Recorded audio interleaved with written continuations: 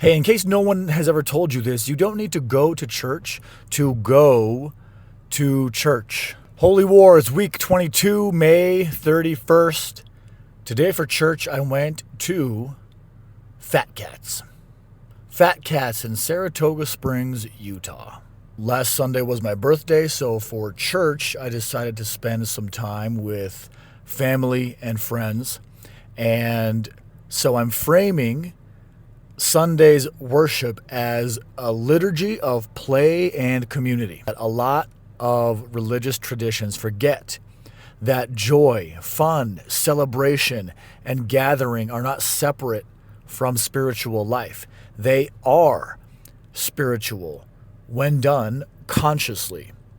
So, in that spirit, Fat Cats, or really anywhere, can serve as a church if you approach it with, let's say, a God consciousness. Think about what church fundamentally does. It gathers people, it creates community, it breaks isolation, it creates ritual, it encourages presence, it gives shared emotional experiences, and it also like temporarily suspends ordinary life. I think the difference is in intention. Even if you're in church, but you're like on your phone or you're scrolling or you're distracting yourself, you're not really in church. But if you're in a space, no matter what that space is, consciously trying to connect with people and connect with like aliveness and laughter and embodiment and gratitude, it starts looking like you start getting to the place that worship and congregation are intended to get you to. So yes, a bowling alley, arcade, and movie theater business all in one can serve a holy purpose. With that, here's how I'll rate my very ecclesiastical experience at Fat Cats. For meaning and message, that's a 2. For the ritual and the experience flow, an 8. We did bowling, then we did arcades. We got the pass that lets you get like bowling for an hour and arcades for an hour. Then we got some food. Then we went to a movie. Great container flow. Number 3, ethics and integrity, a 6. Number 4, community, energy and belonging, an 8 out of 10. 5, for learning and cognitive expansion, Fat Cats gets a 3. And then 6, heart resonance and emotional impact, also a 3.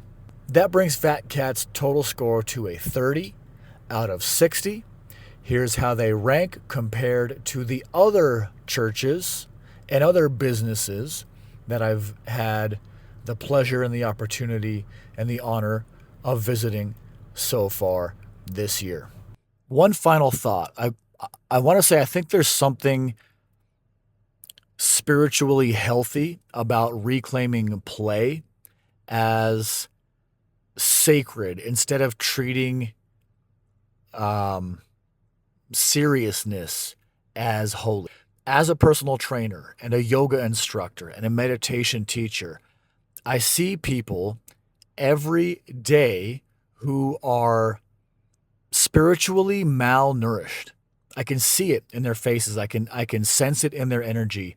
I can hear it in the way that they talk and the things that they talk about and how they speak about themselves and about others and the world that they are creating with their own words and with their own like thoughts. I see it. And I think part of it is that they're not having fun in life. Now you may be watching this and saying that's easier said than done, but it's actually easier done than said. I don't care who you are. I don't care what your situation is. You don't need a church to go to church. You don't need a building to practice spirituality and practice fun.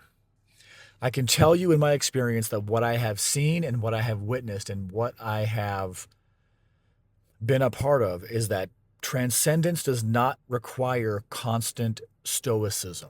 If you really want to praise God, have fun and be happy.